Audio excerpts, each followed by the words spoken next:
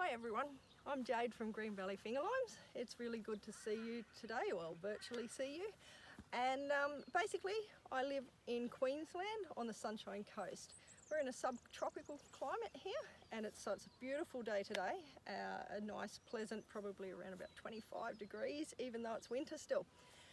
We have nice rainfall. Most of our rainfall comes through summertime and my farm is in the area that we call the Glasshouse Mountains, and it's 72 acres or 35 hectares for those that are, obviously you guys are a lot younger than me. And so here on my farm I've got a couple of farm hands that help me work with the farm, and I employ some amazing backpackers when they're available as well. And the benefit of having backpackers come in and help me pick when it's high season is that I get to learn about their country and they learn about our great produce of Australian native fingerlimes, which is what I grow on this farm. So fingerlimes are an Australian native and they naturally occur around the southeast corner of Queensland as well as in the northern New South Wales region. And they normally grow in the rainforest areas, and we've taken them out of the rainforest, a bit like the macadamias, and started growing them commercially. Yep. So you might be asking, what are fingerlimes? And they're pretty cool, they're very unique, and whilst it says finger lime, the reason for that is they are a bit shaped like fingers and they are filled with lime pearls. Let me show you a few. We'll come in here. I'll grab this one from the bush. Now I'm doing it without my gloves on, and I'll explain in a minute why I normally wear gloves. But this is one of the small fruit. We cut them open like that. We open them up and you can see those pearls just bursting out there. Each of those pearls pop in your mouth as you eat them and makes it a bit of an exciting dish to have on top of ice cream, and also anyone like seafood and prawns, things like that. They can be on all of those things. So the reason I should have worn gloves and why my pickers wear gloves is, and they're very good gloves, they're not just your ordinary ones, is if you come in here you can see all these spikes all over the bush, and when you're picking them you can see that the fingerlimes are right in there, and we have to reach on in through the spikes and harvest those fingerlimes.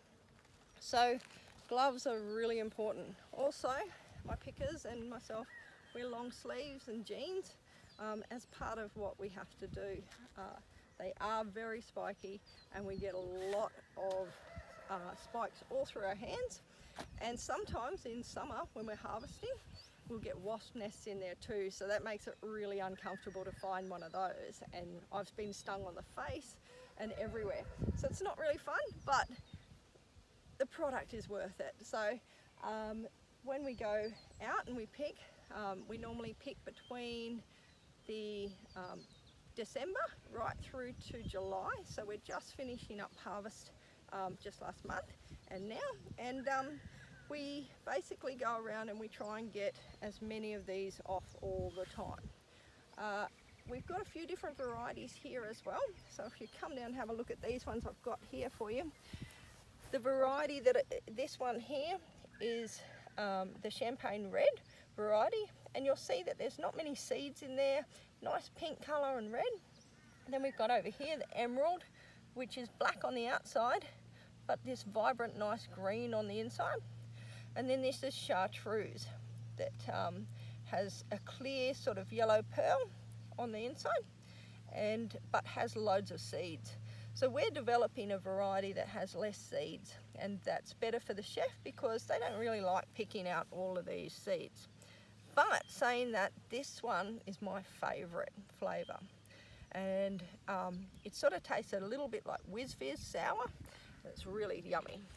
So we punnet them up into 100-gram punnets like this and sell them at supermarkets, and we're hoping to get them more out and about for so the general consumer can get a hold of them as well.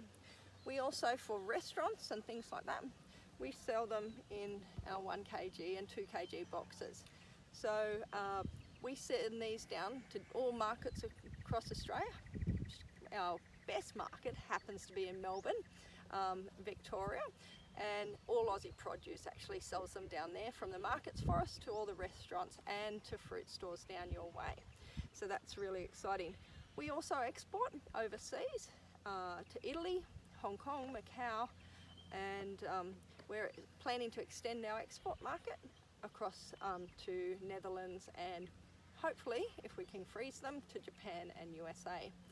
So we get to do a lot of things. Now the production of the bush, basically, as an agronomist as well as a teacher, ag science teacher, we manage our bushes and our fertiliser all ourselves, and so we are able to fertilise our bush through irrigation underneath. So it's called fertigation for those that don't know.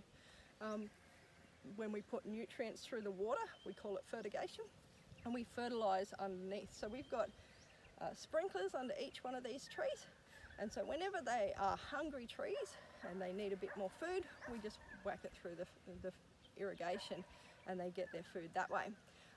We do that we should be doing it every quarter, or even more often when they're producing. At the moment, we're actually in flowering season, so there's a load of bees around. We have beehives all over the farm to help pollination, and that has helped our production massively. We don't prune them back because they just get thicker and spikier, and we don't need that. So our fingerlimes overall, we get about 8 tonnes. We're hoping to get about 8 tonnes this year. That comes from if the trees produce about 6 to 8 kilograms per year. So that would be really handy to get that each season and be able to send that across Australia and all over the world. Okay, so the other thing that I'd like to talk to you about is, what do I love about farming? Not just my fingerlimes, but I have cattle and sheep as well on the property. But I love the fact that I'm outdoors, that I get to know where my product goes. So I'm friends with a lot of the chefs that I supply to, and I'm really lucky as a fingerlime producer that I can get best of both worlds. I can have the indoors and know all about the science about my plants, what fertilizers they need, how they grow, and I can also do the marketing side where it's exciting to find out, how can I put labels together and what do I want it to look like. I love that side of the business. And also just knowing and going to meet the people that buy my product and the type of foods that they're put on. So as a fingerlime farmer, I think I'm a little bit luckier than most farmers. So the downside of farming, I think, for me, I sort of miss that part in that some farmers, wheat producers and things like that, they don't ever get to know where their product goes very well, and so they don't get that sense of I know where my product is and that they've really enjoyed it. I'm lucky, I do get that. My chefs tell me, oh, that's the best fingerlimes I've ever tasted. Just recently we won National Produce Awards for our fingerlimes as well, so it's really exciting that I can get that sort of a sense of achievement from my produce. So another thing about farming that's really, really hard is you've got to be self-motivated. So if you don't feel like getting out of bed and you don't feel like doing the work, that's a bit of a problem, because you've got to choose, I've got to get up and I've got to do those things. No one's going to tell you to run your business the way you need to. So I think that's a challenge, but I love that sort of challenge anyway.